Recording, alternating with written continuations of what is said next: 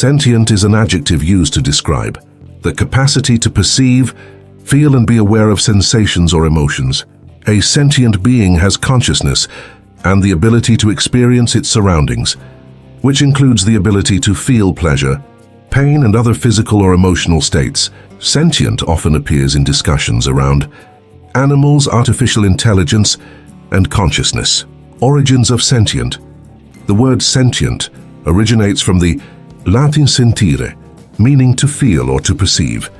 It entered English in the 17th century, maintaining the idea of having or experiencing awareness, particularly related to sensations or feelings. How to use sentient. Sentient is used to describe beings that can feel and have a conscious experience. For example, animals are considered sentient because they have awareness and can experience emotions and physical sensations.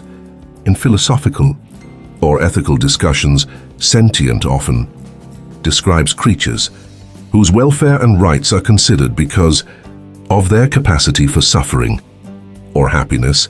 It is also used in discussions about artificial intelligence to speculate about whether AI could ever reach a state of true awareness. Example, sentences.